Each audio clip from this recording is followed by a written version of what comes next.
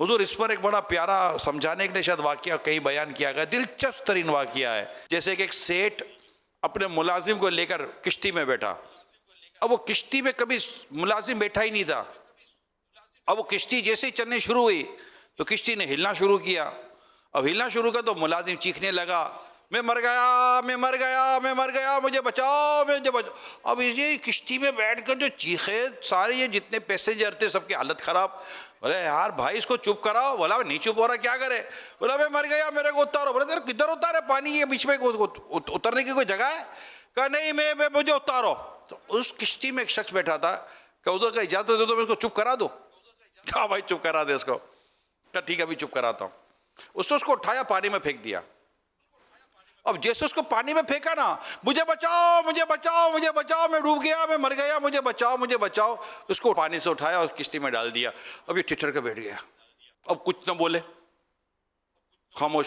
بولو ادھر خاموش ہو گیا. یہ تو یہ کیا کیا؟ بولا میں نے کچھ بھی نہیں کیا، اس کو چھوٹی سے بڑی مصیبت میں ڈال دیا.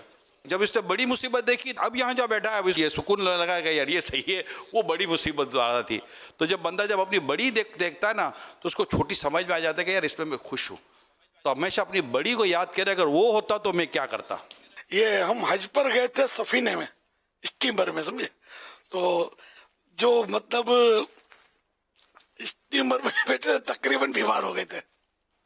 الحمدللہ میں نہیں ہوا تھا، اللہ نے مجھے بچا لیا. اچھا، خاص کر جو ڈیک کلاس میں ہوتے ہیں نا، وہ بیچارے سمے الٹیاں کر رہے ہوتے ہیں کہ حالتیں خراب ہوتی ہیں. پھر آہستہ آہستہ وہ سنبھل جاتے ہیں. تو بعض ایسی نئی جگہ پر جیسے کشتی کا آپریشن تو گھبرا جاتا آدمی، پھر سیٹ ہو جاتا ہے. تو اگر وہ خیر، یہ تو مثال دی سمجھانے کے لیے، کہیں ایسا نہ ہو کہ وہ کشتی میں کسی کو یوں طبیعت خراب ہو جائے اور وہ مچائے تو آپ اٹھا کر وہ ڈال دو دریا میں اور اس کو ڈبکی دے کے میں اٹھا لوں گا، اور وہ اٹھانے جاؤ تو وہ آپ سے لپٹ جائے اور دونوں پھر ڈوب جاؤ. بہت پرانا واقعہ. دعوت اسلامی شاید نہیں تھی اس وقت. تو کوئی سندھ کے آئے تھے کوئی اسلامی بھائی، تو اس کو اصطلاح ہی نہیں تھی دعوت اسلامی.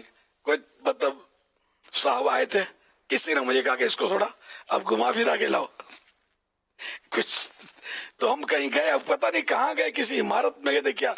تو ہم بیٹھے وہ اس میں لفٹ میں. اب وہ غریب انٹیریئر سندھ کے، یہ فرسٹ ٹائم لفٹ میں بیٹھے تھے. تو وہ مزے کا اس کے منہ سے جو جملہ نکلا، اے ادا پھر چڑھیا، پھر من چکر.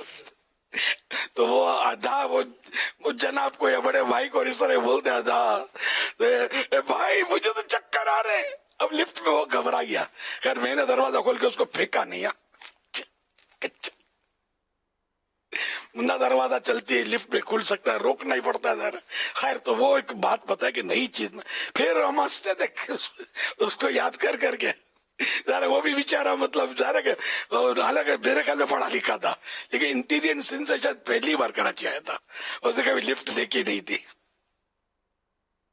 تو کبھی ایسا واقعہ ہو تو بڑی مصیبت میں ہم پکڑ کے نہیں ڈال سکتے ہیں. یا آپ نے کشتی تو بتائی، پھر ایسا نہ ہو گیا یار کوئی وہ چھت ٹپک رہی ہے تو اس کو گھسیٹ کے بارش میں پھینک دیا کہ خالی چھت نہیں یہ لے، پورا ہی پانی لے لے اور وہ چھت پر اس کو سکون آ جائے. تو یہ سمجھانے کی بعض اوقات مثالیں ہوتی ہیں، اسی حد تک ہوتی ہیں. اس کو پریکٹیکل کرنا نہیں ہوتا. ہر صورت میں وہ پریکٹیکل نہیں کی جاتی. صلو علی الحبیب صلی اللہ علی محمد.